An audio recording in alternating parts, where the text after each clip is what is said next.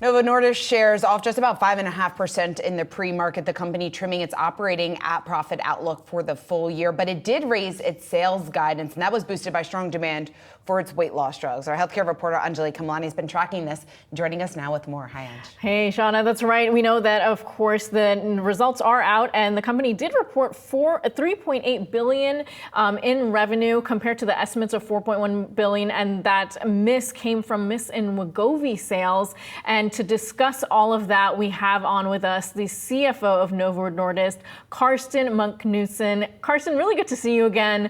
Really kind of a mixed picture with this quarter. I know the stock, the Wall Street is clearly reacting one way about it. You've called this a blip in the quarter based on rebates, manufacturing constraints, as well as competition and pricing for sales. What can you tell us, about how you think about Wall Street reacting to this?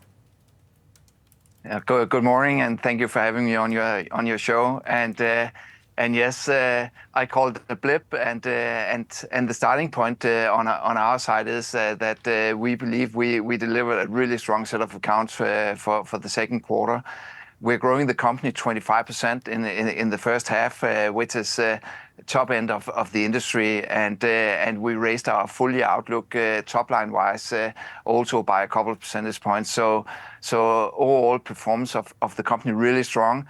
And yes, then the market took our shares down, linked to even higher expectations for Wegovy in the quarter. And the reason why I call it a blip is that the underlying trends are really strong, and with the raise of full year outlook, then investors should be very comfortable in performance of the company. You've also pulled back on label expansion for Wegovy. That's just another hit for the product itself. I know that there's also, a delay on that respect. How is that going to impact longer term revenue, and how should we be thinking about that for Wegovy sales? Well, right now, demand is greater than supply for Wegovy and overall for the obesity market, given the significant unmet needs. We are scaling Wegovy as we speak already significantly. So we have doubled the number of doses we are supplying into the market compared to the beginning of the year. So significant scaling taking place, and now we have launched in 12 markets outside North America also. So we are gradually rolling out. And the fact that we're resource capacity constraint means that the delay on the heart failure data, which are really compelling, does not have any material impact because we had a dialogue with the FDA, and based on that dialogue, we have decided to pull our file in order to have additional data based on hard endpoints from some of our other trials.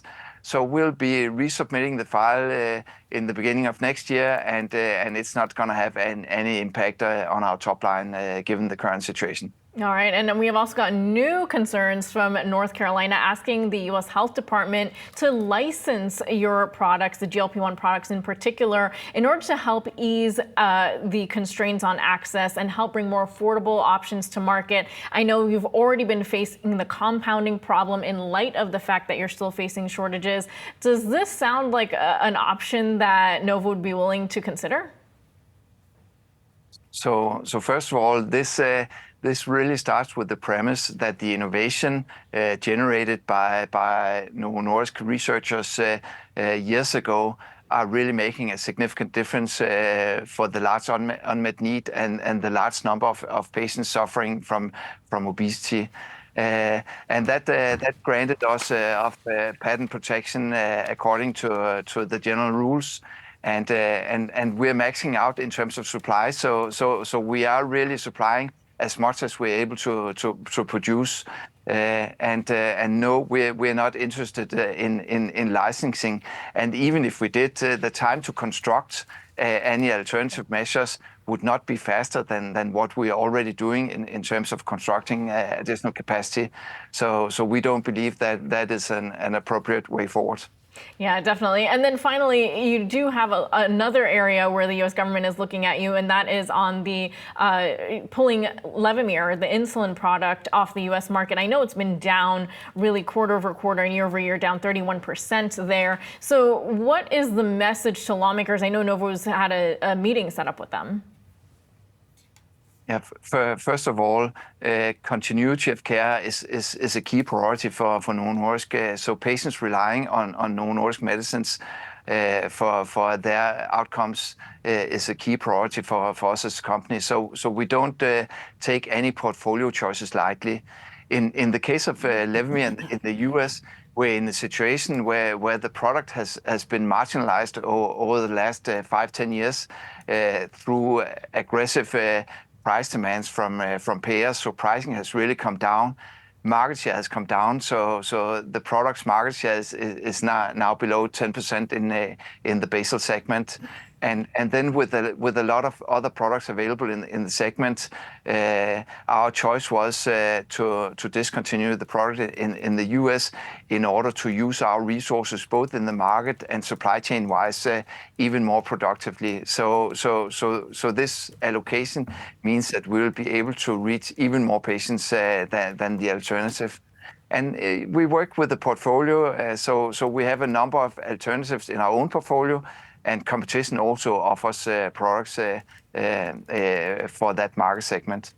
And I would say finally, Levemir is out of patent. So now you spoke about a license. So if anyone would be up for producing Levemir, then it's off patent.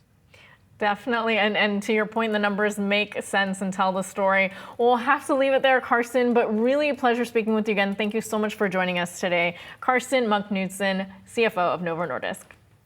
Thank you for having me.